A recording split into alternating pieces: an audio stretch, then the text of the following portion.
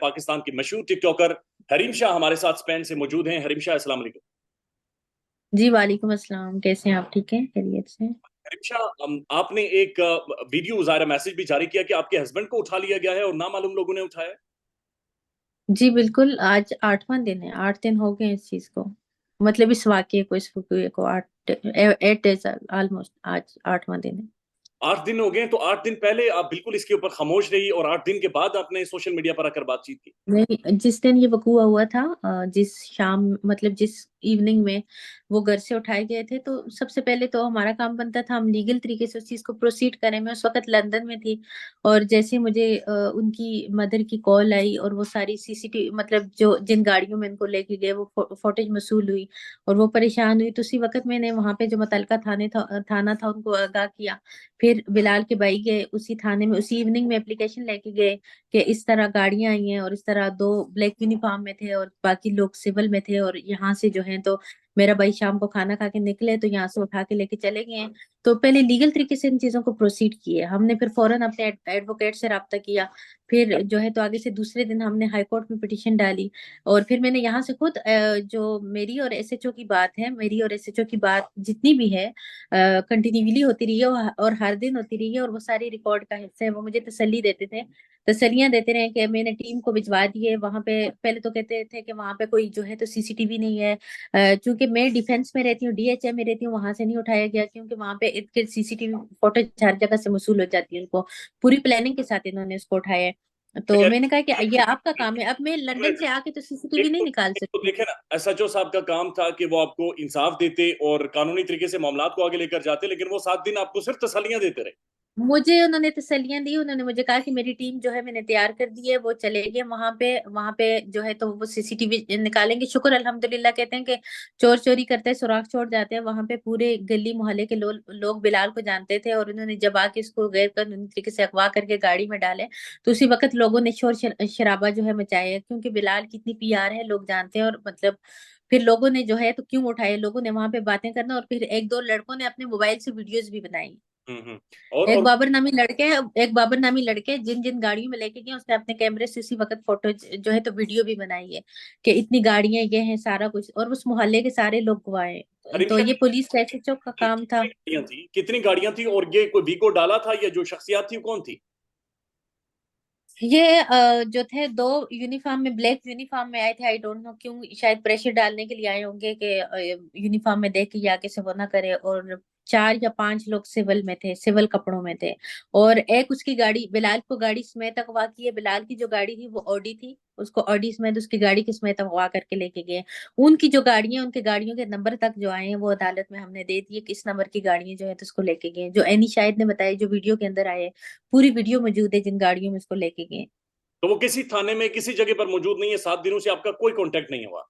नहीं, पूरे इदारों से हुए, मेरा ह्यूमन राइट्स से जितने भी इदारे थे सबसे मैंने कांटेक्ट किए है, और जितना पाकिस्तान के अंदर एफआईए को मैंने कांटेक्ट किया, दीगर अदारों को मैंने कांटेक्ट किया, सबसे मैंने सबको मैंने ये वाकया बताया, ये सब कुछ किया। लेकिन मुझे ये नहीं पता कि इस सारे वाकये में मुझे एसएचओ क्यों झूठी तसल्लियां दे रहे थे, और क्यों ये कह रहे थे कि मैंने टीम तैयार की हुई है, मैंने ये किया हुआ है, मैंने वो किया। मुझे मुझे मना किया गया कि आप मीडिया पे जाओगे तो मीडिया के प्रेशर की वजह से बिलाल को नुकसान पहुंचाएगा, उसको नुकसान पहुंचाएंगे, और मुझे इस चीज से मना किया गया कि आपने कतई मीडिया पे नहीं जाना। तो मैं मीडिया पे नहीं गई। मैंने कहा चलें लीगल तरीके से प्रोसीड करते हैं, अदालतें हमें इंसाफ दिलाएंगी, हमारा कानून जो है, हमारी पुलिस जो है वो हमें इंसाफ दिलाएगा। लीगली तरीका हम इख्तियार कर लेते हैं। लेकिन लीगली तरीके में इख्तियार करने में मुझे सिर्फ झूठी तसल्लियां मिली, और ये सारा कुछ मिला। लेकिन मैंने जब मीडिया पे बात की, मीडिया का जब प्रेशर हुआ तो उनकी एफआईआर भी कटी। जब मीडिया का प्रेशर हुआ तो कोर्ट की फौरन से डेट भी हुई। जब मीडिया का प्रेशर हुआ तो अभी अभी सब कुछ वो रेडी है करने के लिए। अभी मतलब उनके घर में उन्होंने अपनी टीम भी भेजी, और अभी वो वकील पे जाने की और सारा कुछ के लिए कोशां है अभी। लेकिन पहले 7 दिन से मुझे झूठी तसल्लियां क्यों दी गई? मुझे ये क्यों कहा गया कि बस ये सारा कुछ हो जाएगा, आपने देखिए, खामोश रहना? अगर लीगल तरीके से इंसाफ ना मिला तो जाहिर है आप उंगली टेढ़ी करना जानती हैं। तो फिर आप किस तरह से सिस्टम से इंसाफ लेंगे?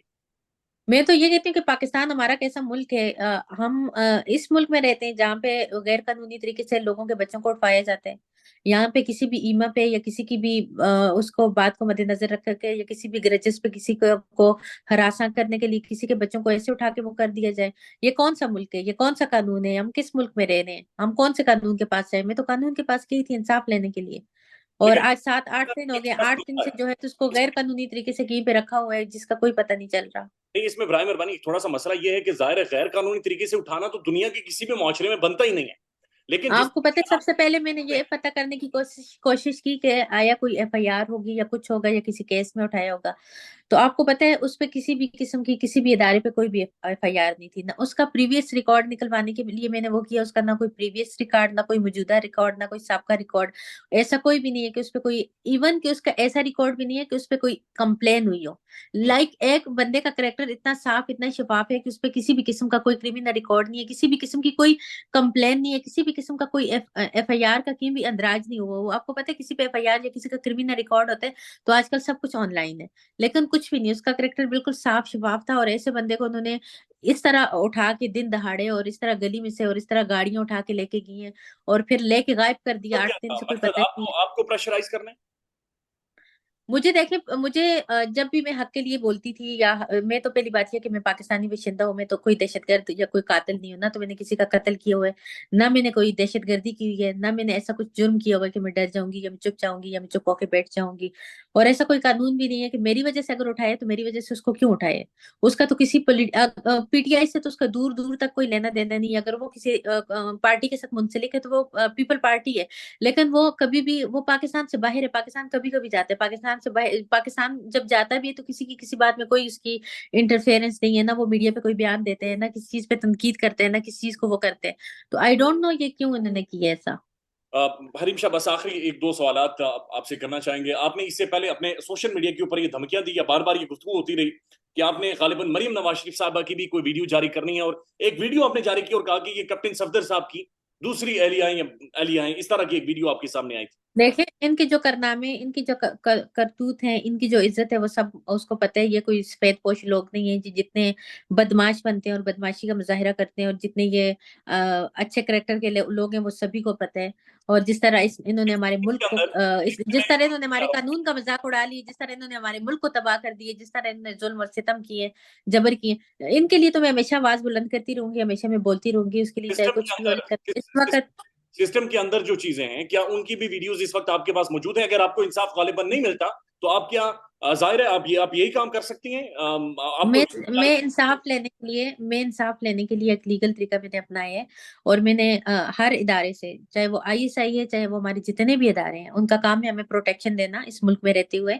और उनका काम है इस वाकये की खोज लगाना कि ऐसा क्या हुआ है। हमारे पास सबसे स्ट्रांग अदारा है आईएसआई है, जो जमीन के नीचे से भी बंदे को बरामद कर देते हैं। तो उनसे कोई भी चीज छुपी नहीं होती, मख्फी नहीं होती कि किसी को किसी तरह। तो मैं उनसे मैं इल्तमास करूंगी कि जो भी ये वाकया हुआ है, जो इसके असल मुजरम है उनको कौम के सामने लाया जाए। क्योंकि एक शरीफ नफ्स इंसान को और एक ऐसे इंसान को, एक मजलूम इंसान को आपने उठाया जिसका ना सियासत से कोई लेना देना है और ना पाकिस्तान के किसी भी बंदे से कोई लेना देना है, ना किसी के साथ कोई दुश्मनी है और ना कोई इसका कोई क्रिमिनल रिकॉर्ड है। ऐसे इंसान को आपने उठा के जो है वन, दबोचा हुआ है। तो मैंने सबसे इल्तमास की है कि प्लीज खुदारा इस पे वो किया जाए, और ये जल्द से जल्द एक्शन। आपके शोहर को कराची से उठाया गया ना? जी उनको, मैं चूंकि डिफेंस में रहती हूँ, उनको डिफेंस से नहीं उठाया गया। वो अपनी वालदा मुहतरमा के घर से खाना खा के जैसे ही निकले हैं तो उनको कुरंगी रोड से उठाया गया। कोरंगी रोड से उठाया गया। वो वन जी लास्ट जी। क्वेश्चन, जो एसएचओ साहब, जो जो पुलिस थी, लोकल लोकल पुलिस थी, जो 7 दिन जिन्होंने आपके जाया किए, वेस्ट किए, आपको तसलियां देते रहे, उनका क्या हाल है आपके पास? उनका यही है कि मेरे पास जितनी भी कन्वर्सेशन है, आपको पता है मैं सबकी कन्वर्सेशन रिकॉर्ड करती हूँ, मैं खुद झूठी हूँ नहीं, मुझे पता चलता है कि ये लोग कितने झूठे कितने वो हैं। तो जब प्रेशर आया तो उन्होंने कहा कि हमें तो कोई एप्लीकेशन वसूल ही नहीं हुई। कैसे नहीं हुई? शुक्र अल्हम्दुलिल्लाह कि ये कहते हैं कि व्हाट्सअप की कॉलें रिकॉर्ड नहीं होती, मेरे पास व्हाट्सअप का डेटा भी रिकॉर्ड होते हैं। तो कोई ये ना समझे कि कोई मुझसे कोई भी बात करेगा तो वो मुनकर हो जाएगा या वो उस बात से वो हो जाएगा कि मेरे पास वो नहीं है। यानी मेरे कि पास हर एक सारी रिकॉर्डिंग्स बंदे आप। की बात रिकॉर्ड है। जी बिल्कुल, मेरे पास पहले दिन से, जिस दिन ये वकूआ हुआ है उस दिन से लेके लास्ट दिन तक मेरे पास हर एक कन्वर्सेशन, मैंने जिस जिस इदारे को कांटेक्ट किया, मैंने इदारे के जिस जिस सीनियर रहनुमा से, सीनियर बंदे से और जिस जिस पॉलिटिकल वर्कर से मैंने बातें की, उनकी सबकी जो जो राय थी, जो जो मुझे उन्होंने बातें की, जो जो उन्होंने सबने अपने वर्जन मेरे आगे रखे, सबकी रिकॉर्ड है। और वो सबकी जारी एक एक बात और रिकॉर्ड है वो मेरे किसी पास। टाइम में आप जारी भी कर सकती हैं? जी बिल्कुल मैं करूंगी।